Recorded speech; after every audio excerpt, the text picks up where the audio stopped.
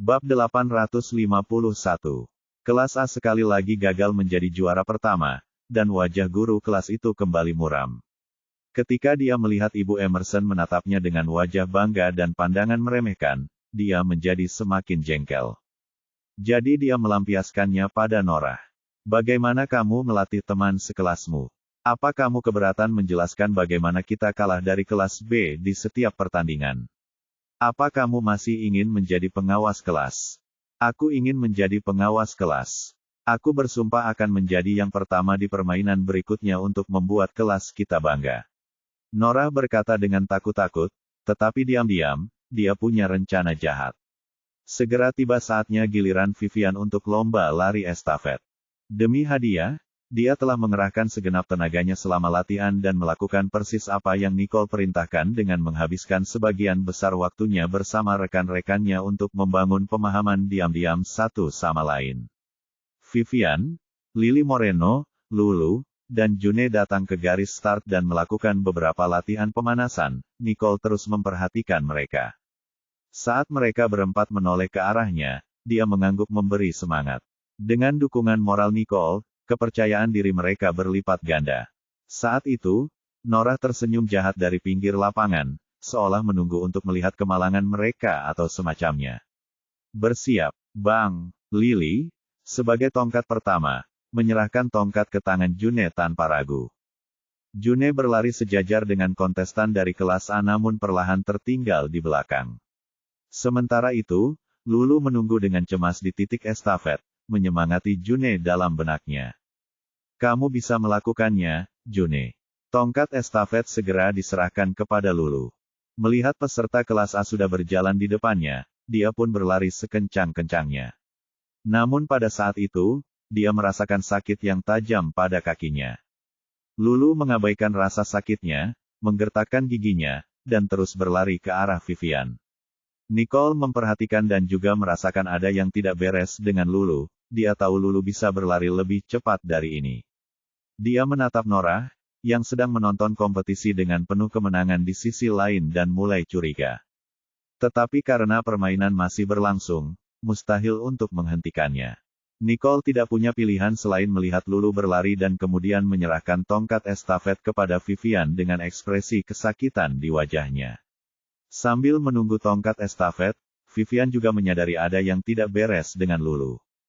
Tetapi tidak ada waktu untuk mengkhawatirkan hal itu, karena saingannya sudah selangkah lebih maju darinya. Begitu mendapatkan tongkat estafet, ia langsung berlari menuju garis finish. Tepat ketika semua orang mengira kelas B akan kalah dalam lomba estafet kali ini, sebuah keajaiban terjadi. Vivian berlari sekuat tenaga dan melintasi garis finish dengan kecepatan tinggi, hanya beberapa milidetik lebih cepat dari perkiraan tiba. Ekspresi gembira pada guru kelas A memudar dalam sekejap. Dia melotot ke arah Nora dengan ketidakpuasan lalu duduk dan mengabaikannya. Vivian, Vivian, teman-teman sekelasnya meneriakkan namanya. Ini adalah pertama kalinya dia merasakan kehangatan dari teman-teman sekelasnya. Namun, ini bukan saatnya untuk itu. Vivian dan June bergegas membantu Lulu kembali ke tempat istirahat. Setelah Lulu dengan susah payah melepaskan sepatunya, semua orang melihat lepuh di kakinya, dan berdarah. Spencer dan Samuel ada di sini untuk menyemangati tim. Namun, saat melihat darah di kaki Lulu, Spencer segera menggendongnya dan membawanya ke ruang perawatan. Lulu kesakitan dan tidak dapat mengendalikan ekspresinya. Tetapi ketika Spencer menggendongnya, hatinya terasa hangat, dan ekspresi kesakitan di wajahnya agak mereda.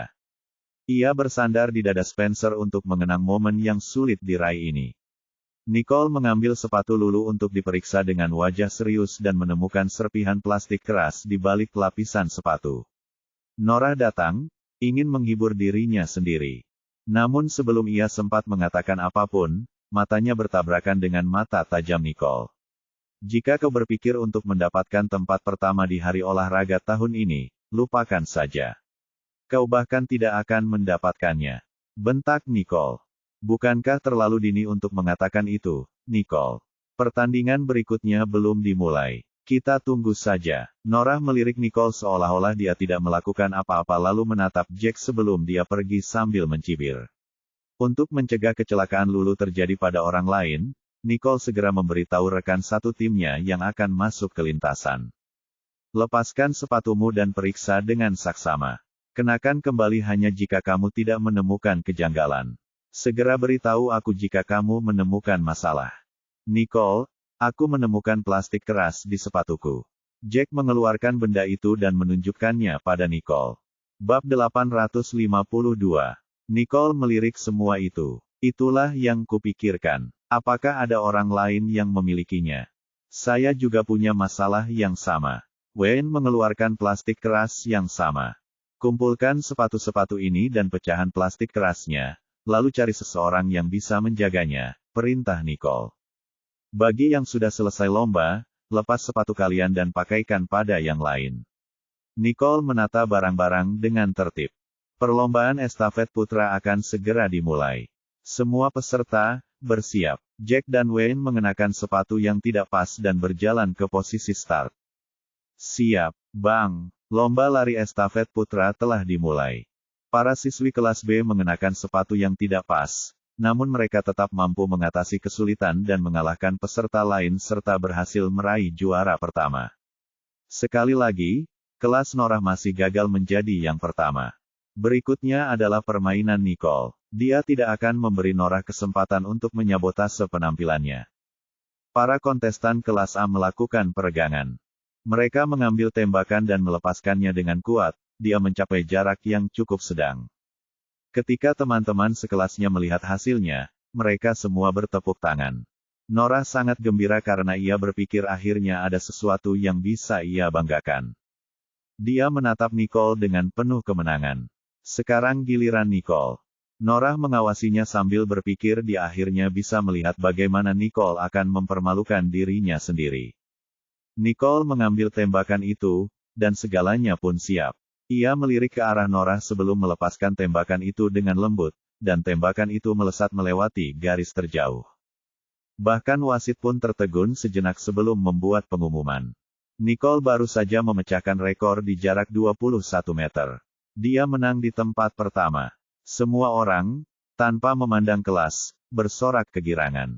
Mereka semua tampak terkejut. Nicole luar biasa. Saya dengar dia memecahkan rekor jarak tempuh selama latihan. Saya tidak menyangka dia bisa melakukan ini hari ini. Benar sekali. Itu lebih jauh dari yang bisa dicapai juara nasional, kan? Para siswa yang menonton pertandingan itu semua membicarakannya. Wajah Norah berubah pucat, dan sikap arogannya tak ada lagi. Ekspresi guru kelasnya benar-benar hancur. Norah, apa yang sudah kalian latih selama ini? Apakah ini yang kalian semua miliki? Kelas-kelas lain telah memenangkan semua tempat pertama. Kalian benar-benar mengecewakan saya, kata guru kelas dengan marah lalu meninggalkan tempat kejadian. Norah telah bekerja keras untuk melatih teman-teman sekelasnya, tetapi dia masih belum bisa mengalahkan Nicole. Dia menghentakkan kakinya karena marah dan frustrasi. Nicole, mengapa kamu datang ke Royal Creek Institute untuk mengacaukan hidupku? Dalam kompetisi berikutnya, Nicole menunjukkan tajinya dan meraih juara pertama di semua permainan. Hal ini mengejutkan teman-teman sekelas dan guru-gurunya. Dia sekarang menjadi terkenal di seluruh sekolah, dan Bu Emerson merasa sangat bangga padanya. Bukan hanya Norah yang melihat kesuksesan dan ketenaran Nicole. Snow dan Raine juga menonton kompetisi kelas 11. Mereka semua kesal melihat keberhasilan Nicole. Apa yang telah dia lakukan sehingga dia bisa meraih juara pertama di semua kompetisi. Pasti ada yang salah. Raine lebih suka percaya bahwa Nicole telah berbuat curang. Snow, sekarang giliranmu. Beberapa teman sekelas memanggilnya lagi. Aku datang. Snow bergegas mendekat. Karena kurangnya latihan intensif, Snow menjadi kelelahan secara fisik di pertengahan kompetisi. Dia berakhir di posisi terakhir. Raine sedikit lebih baik dari Snow tetapi tidak berhasil masuk 3 besar. Bab 853. Tepat sekali. Dia juga dari keluarga Riddle, tapi tidak seperti Nicole. Kontras yang sangat mencolok. Jika aku ada di sini, aku akan sangat malu untuk tinggal di sini. Tutup mulut kotormu. Aku akan memotong lidahmu jika kau mengatakannya lagi. Raine melangkah keluar dengan marah, mencoba berdebat dengan mereka, tetapi Snow menghentikannya. Jangan salah pilih. Nicole lah yang harus disalahkan. Kalau bukan karena dia, orang-orang ini tidak akan mengejek kita. Snow menatap Nicole dengan mata dingin. Sekarang saatnya beralih ke lompat galah, yang merupakan acara yang sangat disukai June. Setelah pemanasan, dia berjalan ke lapangan. Namun saat dia berjalan melewati Snow, sebuah kaki terjulur pelan, membuatnya tersandung. Dia terjatuh ke tanah, melukai telapak tangan dan lututnya. June tidak punya pilihan selain menyerah dalam kompetisi dan membiarkan penggantinya menggantikannya. Nicole sebelumnya telah mendaftar untuk semua acara. Karena beberapa teman sekelasnya ingin ikut serta dalam beberapa acara tersebut, dia memberi jalan kepada teman-teman sekelasnya sementara dia menjadi pemain pengganti. Segala sesuatunya berjalan lancar, dan teman-teman sekelasnya juga berprestasi. Namun, pada giliran June, sebuah kecelakaan terjadi. Nicole meminta Samuel untuk menjaga June saat dia datang ke lapangan. Para penonton berdiri dengan riuh ketika mereka melihat Nicole lagi. Nicole, ayo, ayo, ayo. Nicole mengalihkan pandangannya ke teman-teman sekelasnya yang sedang menyemangatinya, lalu mengambil tongkat itu dan melemparkannya ke udara. Dia memecahkan rekor nasional. Stasiun TV telah merekam aksinya yang menakjubkan dan terdengar gemuruh tepuk tangan dari para penonton. Nicole menikmati lebih banyak ketenaran dan meraih lebih banyak perhatian. Hari olahraga tahun ini telah berakhir. Awalnya, Snow dan Raine mengira Nicole akan mempermalukan dirinya sendiri. Tetapi hal-hal tidak berjalan sesuai harapan, dan secara tidak langsung hal itu malah membantu Nicole mendapatkan lebih banyak ketenaran. Jadi mereka meninggalkan tempat kejadian dengan putus asa. Stasiun TV tersebut meminta untuk mewawancarai Nicole, tetapi dia menolaknya dan merekomendasikan Gary sebagai perwakilan kelas untuk wawancara. Gary tidak pernah suka tampil di depan kamera, tetapi karena Nicole telah memintanya, dia tidak punya pilihan selain setuju. Nicole berniat pergi ke ruang kesehatan untuk memeriksa cedera kaki Lulu, tetapi dia mendengar bahwa Lulu sudah kembali ke asrama. Jadi dia langsung kembali ke sana. Begitu dia memasuki pintu, dia melihat Lulu duduk bersandar di dinding. Nicole menghampirinya dan bertanya dengan khawatir, apakah masih sakit? Apa kata dokter? Aku merasa lebih baik setelah melihatmu. Lulu menatap Nicole sambil tersenyum. Gadis bodoh, apakah aku obat mujarabmu? Nicole, bagaimana kejadian selanjutnya? Lulu terluka dan meninggalkan tempat kejadian lebih awal, jadi dia melewatkan banyak aksi. Keren sekali. Kelas kita telah meraih juara pertama, dan kalian juga turut merasakannya, kata Nicole. Benarkah? Itu luar biasa. Tahukah kamu bahwa kelas kita belum pernah memenangkan juara pertama sebelumnya? Kalau bukan karena kamu yang menjadi ketua kelas, kita akan tetap berada di posisi terbawah. Terima kasih telah memberi kami pelatihan. Nicole, kamu hebat. Lulu benar-benar senang. Kamu salah. Ini bukan hanya karena aku saja.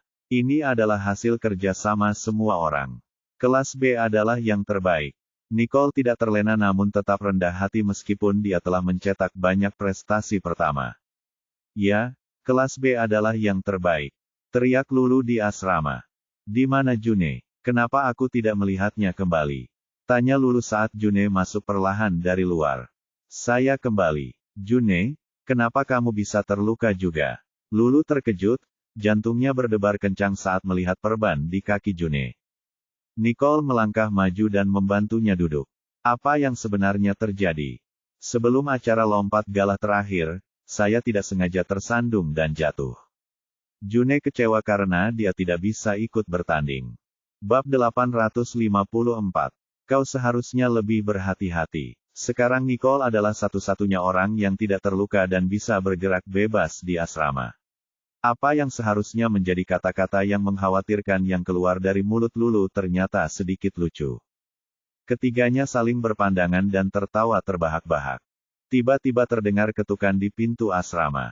Nicole pergi untuk membukakan pintu. Ternyata Spencer dan Samuel. Ya Tuhan, kalian benar-benar datang ke asrama putri. Seru Nicole. Apakah Lulu ada di sini? Apakah June ada di sini? Nicole langsung tahu mengapa kedua lelaki itu datang. Baiklah, Aku akan meninggalkan kalian. Aku pergi dulu, karena masih ada yang harus kulakukan. Nicole sebenarnya tidak ingin menjadi orang ketiga di sini, jadi dia pergi.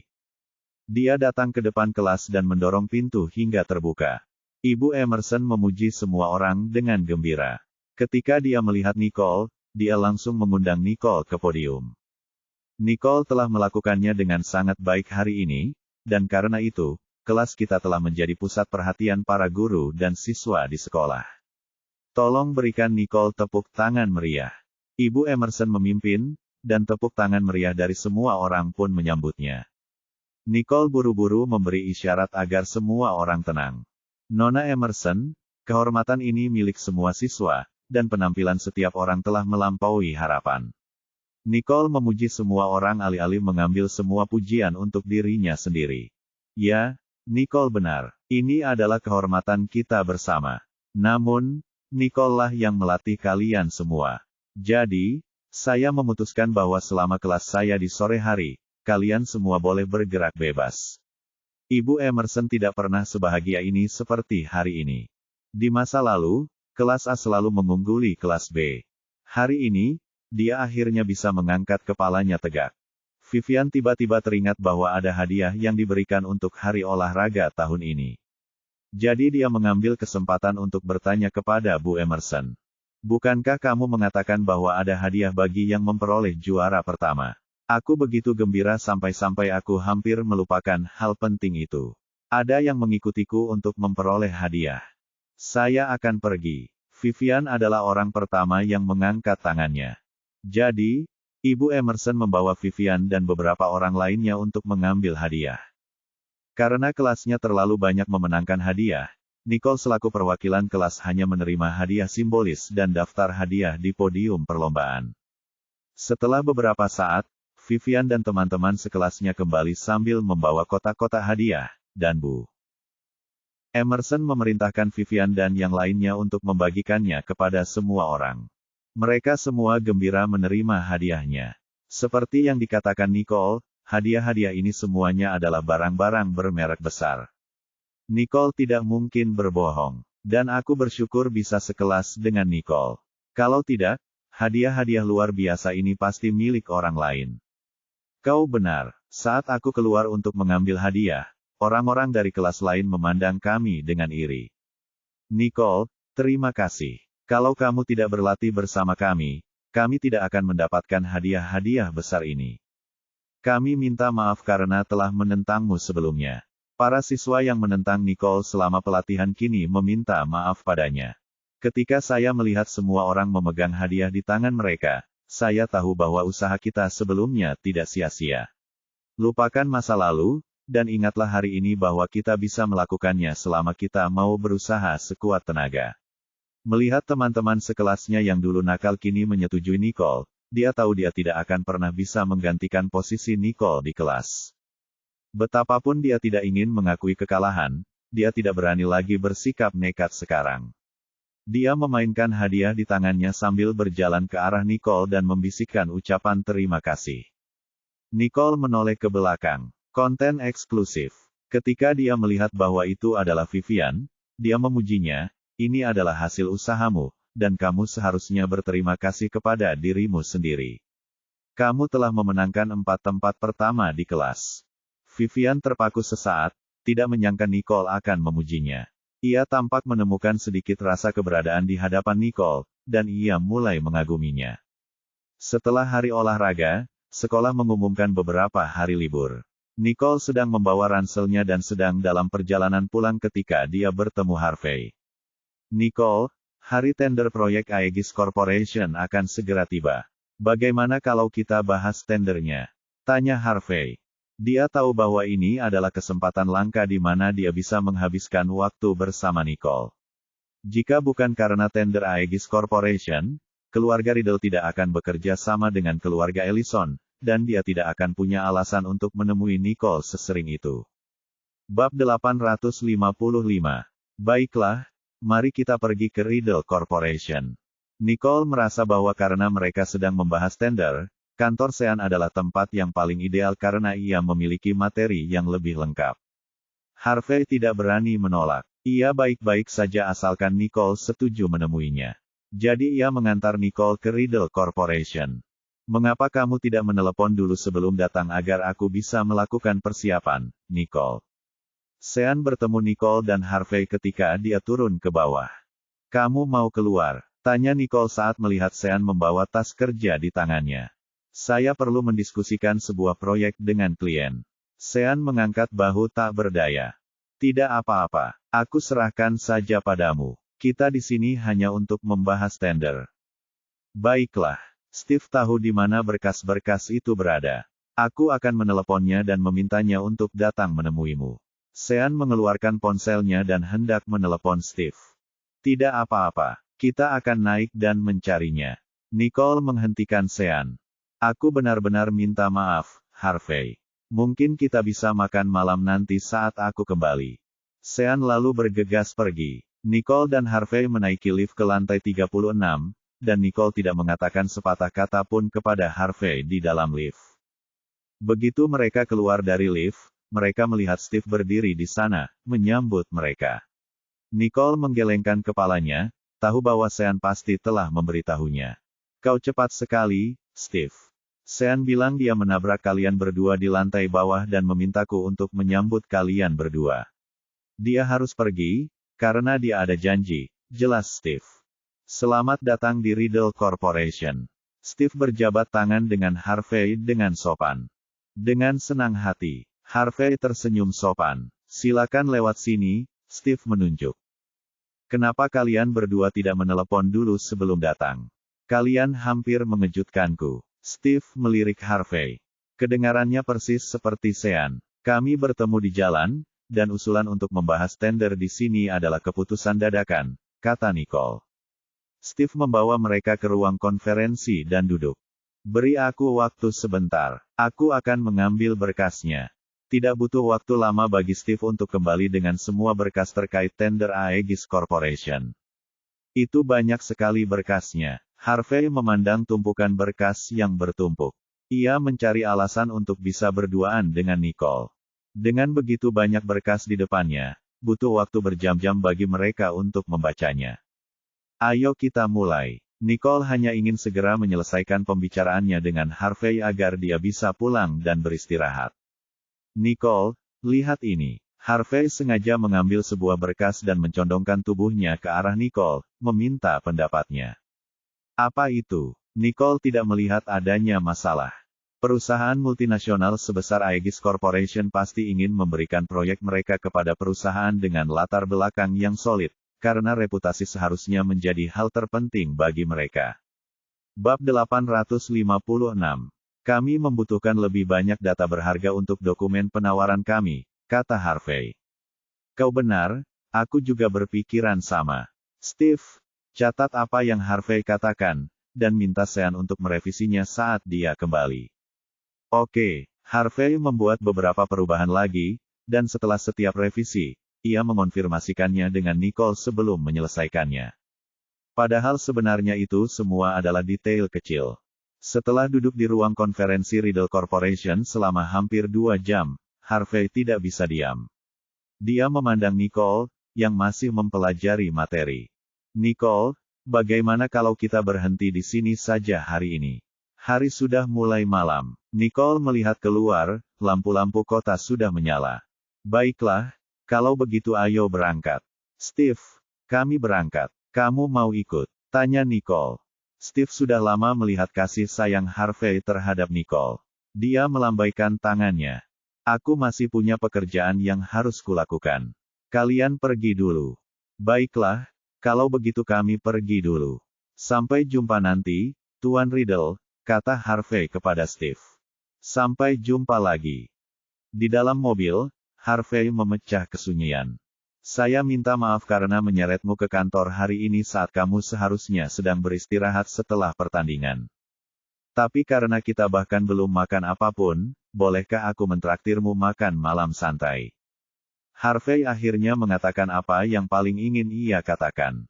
Seperti yang kau katakan, aku kelelahan hari ini dan ingin pulang lebih awal untuk beristirahat. Maaf.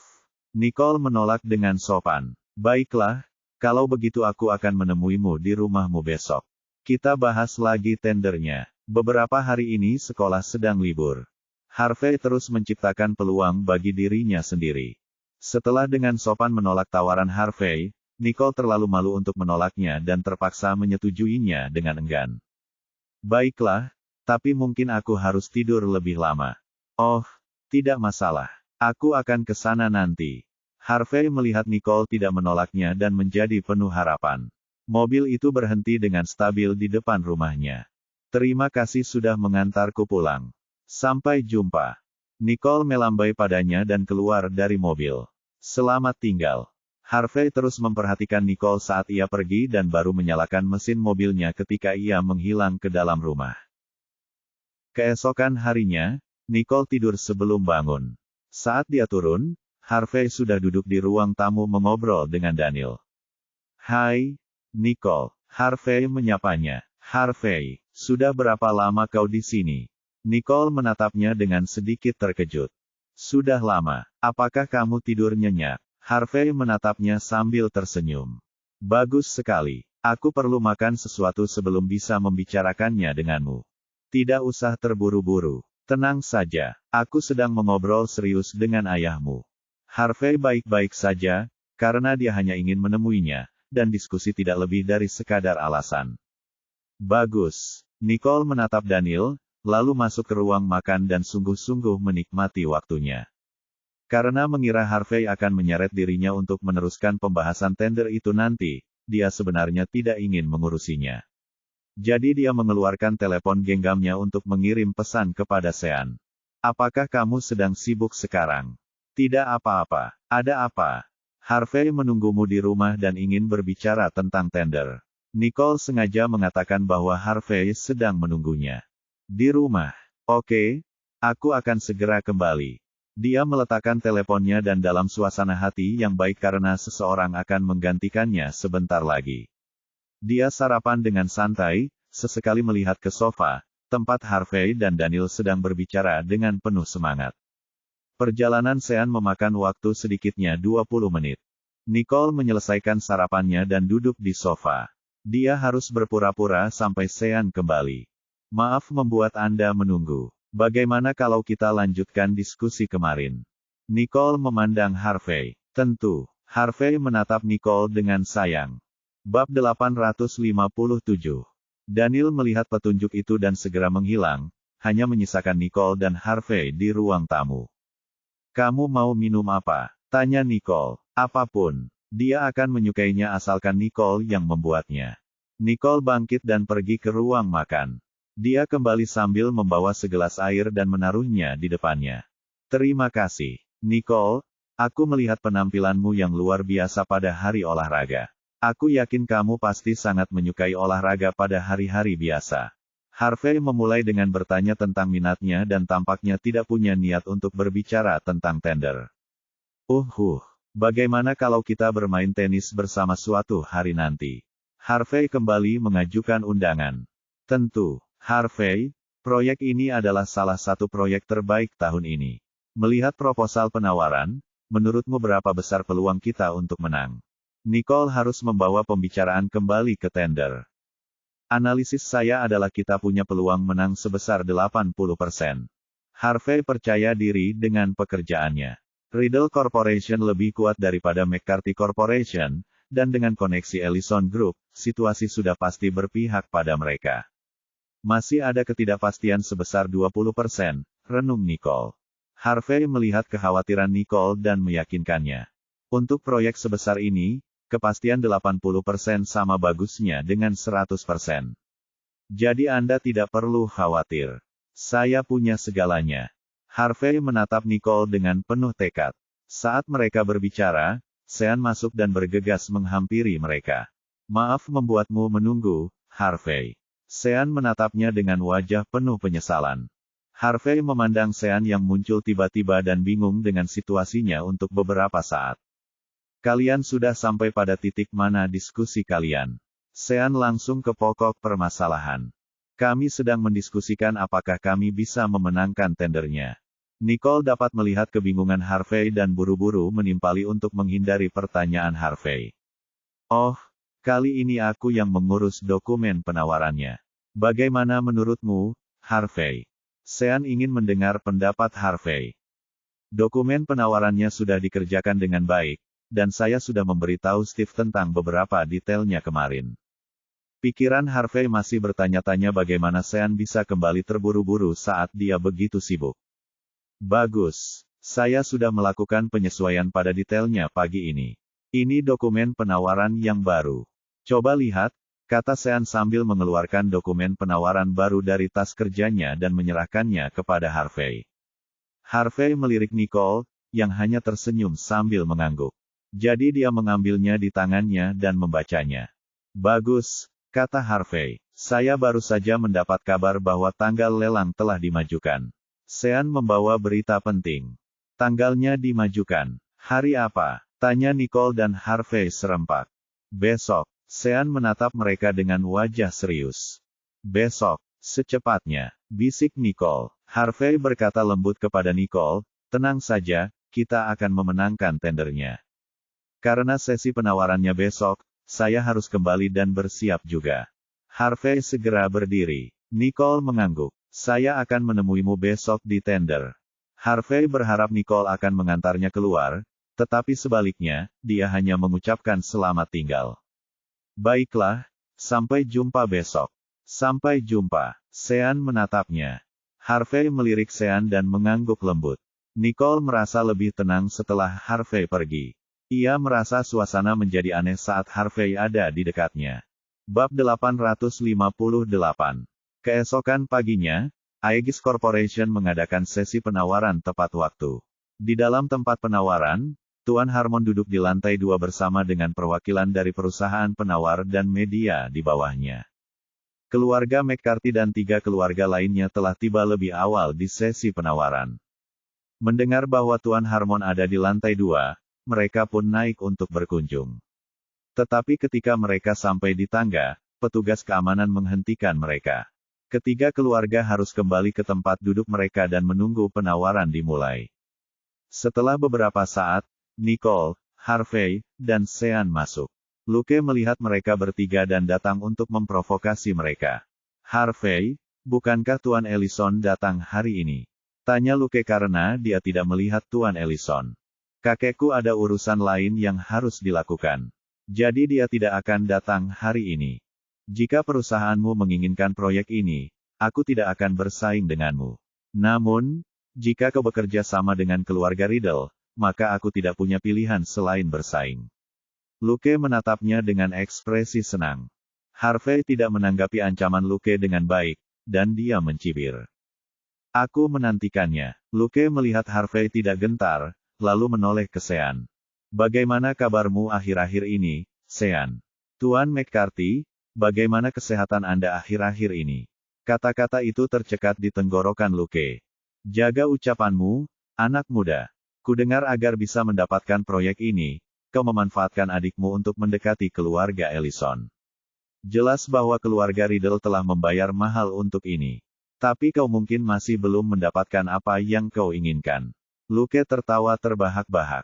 Hentikan, Tuan McCarthy. Harvey segera menghentikan Luke. Suara Luke keras, dan apa yang dikatakannya menarik perhatian semua orang. Media mengarahkan kamera mereka ke mereka untuk diwawancarai. Tuan Harmon sedang duduk di lantai 2 dan dapat melihat dengan jelas apa yang terjadi di bawahnya. Tuan Riddle, benarkah apa yang baru saja dikatakan Tuan McCarthy bahwa Riddle Corporation memanfaatkan anggota keluarga mereka sendiri demi keuntungan? Seorang wartawan bertanya kepada Sean.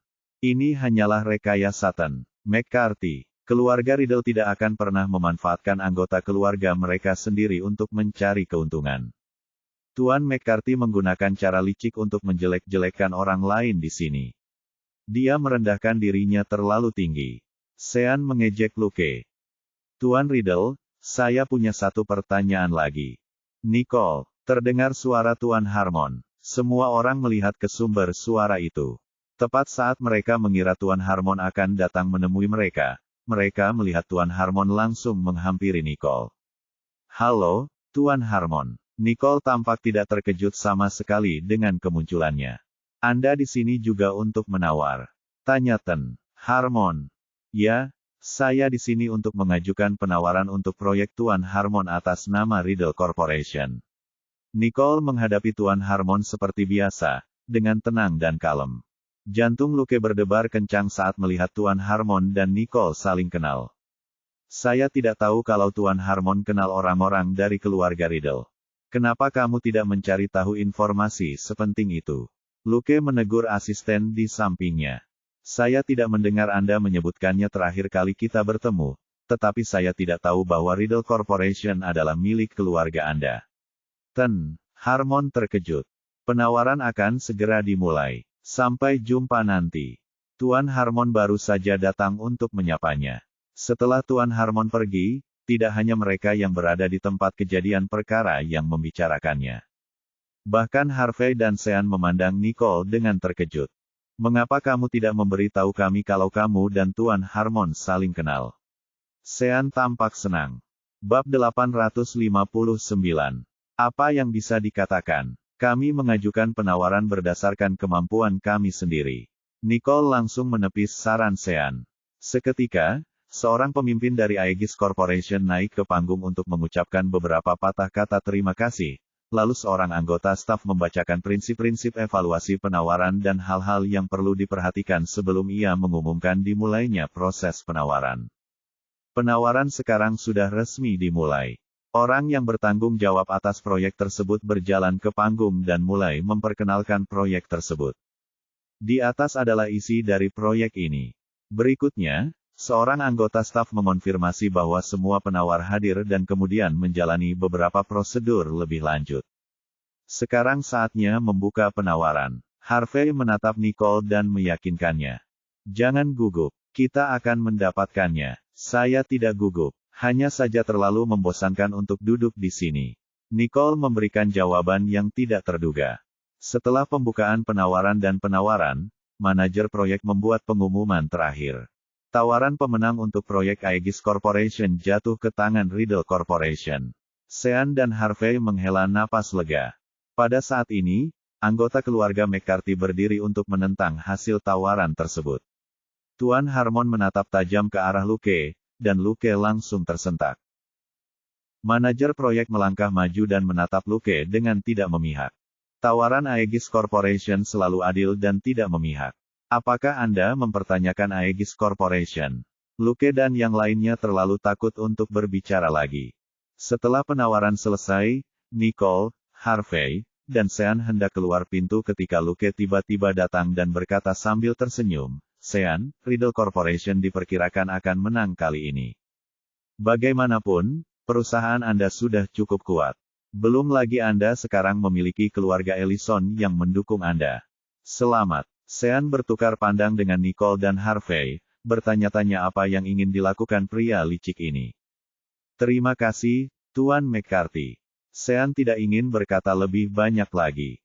Dia berjalan melewati Luke dan pergi. Melihat mereka bertiga pergi, Luke merasa jengkel. Jika bukan karena Tuan Harmon, apakah menurutmu kamu bisa memenangkan tawaran itu? Di dalam mobil, Nicole menelepon Daniel. Sesi penawaran sudah selesai. Kami memenangkan tawarannya. Benarkah? Daniel memegang telepon dengan gembira. Saat kalian kembali, kami akan merayakannya. Ngomong-ngomong, undang Harvey untuk bergabung dengan kita. Baiklah. Nicole senang memenangkan tawaran hari ini, jadi dia tidak keberatan jika Harvey ikut. Hari ini, Nicole pergi berbelanja dan bertemu Norah yang sedang asyik mengobrol dengan teman-temannya. Ketika Norah mendongak, ia melihat Nicole, yang wajahnya mengingatkannya pada apa yang terjadi pada hari olahraga, dan hal-hal itu masih mengaburkan kewarasannya. Nicole, aku tidak menyangka akan bertemu denganmu, anak desa. Norah menggunakan kalimat itu untuk meremehkannya. Nicole tidak mau menanggapi tetapi ingin berjalan melewatinya di sisi lain, tetapi Norah menghalangi jalannya. Sekarang kamu merasa bangga dengan dirimu sendiri, iya. Kamu tidak hanya mencuri semua perhatianku, tetapi kamu juga membuatku dimarahi oleh guruku. Mengapa kamu melakukan itu padaku? Norah menumpahkan isi hatinya di jalan. Jangan salahkan orang lain atas ketidakmampuanmu. Sebaiknya kau perbaiki dirimu sendiri jika kau punya waktu, balas Nicole. Apa kau pikir kau memenuhi syarat untuk menceramahiku hanya karena kau orang terkenal di sekolah? Kurasa kau pantas dihajar habis-habisan. Nora sangat marah dan mengulurkan tangan untuk menamparkan Nicole. Namun Nicole menangkis serangannya dan menjatuhkannya ke tanah. Terbaring di tanah, Nora merasa amat terhina. Nicole berjalan melewatinya dan pergi. Awalnya, dia berpikir untuk keluar sebentar, tetapi bertemu dengan Nora telah merusak harinya. Setelah Nicole pergi, Nora duduk di lantai dan memanggil Gloria. Alih-alih pulang, Nicole malah pergi ke kafe. Melihat Nicole masuk, Klaus menyambutnya, mendudukkannya, dan membuatkannya secangkir kopi. Ia juga menyadari bahwa Nicole sedang tidak dalam suasana hati yang baik. Jadi, ia mengeluarkan ponselnya dan mengirim pesan kepada Jared. Tidak lama kemudian, Jared muncul di ambang pintu kafe. Bab 860. Jared. Saat melihat Jared, suasana hatinya langsung membaik. Apa yang membawamu ke sini? Nicole menatapnya. Tentu saja, untuk menemanimu. Jared menggenggam tangan wanita itu. Kudengar acara olahraganya sukses, dan kau sekarang jadi selebriti di sekolah. Jared menatapnya penuh kasih sayang. Hari olahraga itu sebenarnya cukup sukses, tapi aku tidak setenar yang kau katakan. Nicole tetap bersikap rendah hati di hadapan Jared. Kau tahu, itulah yang kuhargai darimu, pikiran yang sangat rendah hati, tidak peduli seberapa banyak yang telah kau lakukan. Jared tidak menyadari bahwa dia masih memujinya. Aku belajar itu darimu, canda Nicole. Ngomong-ngomong, ada hal bahagia yang ingin kukatakan padamu. Nicole menatapnya dengan penuh semangat. Oh, ceritakan padaku. Kami mendapat proyek Aegis Corporation. Jared mengangguk. Memang hal yang menggembirakan, tapi ada hal yang lebih membahagiakan yang ingin kukatakan kepadamu. Nicole tidak menyangka hal ini. Hal bahagia apa lagi? Tentang pertunangan kita, tentu saja. Nicole menatap Jared dan tersipu. Ini adalah sesuatu yang ibuku terus-terusan perintahkan kepadaku. Jared mendesah, merasa sedikit frustrasi. Tampaknya keterlibatan kita tidak sepenting sebuah proyek di pikiranmu. Aku benar-benar tidak siap untuk itu. Diam-diam dia memperhatikan ekspresi Jared. Jared mengira pertunangan mereka akan menjadi sesuatu yang istimewa, tetapi ternyata itu hanya angan-angannya saja. Sepertinya akulah yang terburu-buru. Kalau kau belum memikirkannya, kita bisa menundanya. Emosi Jared pun turun drastis. Cuma bercanda. Nicole menatapnya dengan tiba-tiba dengan geli. Beraninya kau bercanda tentang hal semacam ini. Aku harus membereskanmu sekarang. Setelah mengatakan itu, dia menggendong Nicole dan mendorongnya ke dalam mobil. Setelah menyelesaikan kelas, Nicole, Spencer, dan Samuel pulang bersama. Tak jauh dari sekolah, seseorang bergegas menyerang Nicole. Tetapi Nicole cepat dalam bereaksi. Ia meraih tangan penyerang itu, berputar, dan melempar penyerang itu keluar. Ternyata Joyce lah yang menyerangnya. Pengawal Joyce melihat apa yang terjadi dan bergegas menangkapnya, mencegahnya jatuh. Hajar dia sampai babak belur, Joyce membentak memberi perintah. Seketika sekelompok pria berpakaian hitam datang dan mengepung Nicole. Mengabaikan jika ada yang melihat, Nicole dengan cepat menghajar mereka ke tanah. Sekelompok pecundang. Kalian semua bahkan tidak bisa mengalahkan seorang gadis. Joyce mengomel. Mungkin mereka telah meremehkan Nicole. Orang-orang berpakaian hitam itu bangkit dari tanah dan menyerang Nicole lagi dengan gerakan terbaik mereka. Namun mereka tetap kalah, seperti sebelumnya, dipukuli hingga terjatuh dalam beberapa ronde. Kali ini, orang-orang berpakaian hitam itu kesulitan untuk berdiri. Banyak siswa yang melihat perkelahian itu dan berseru kagum.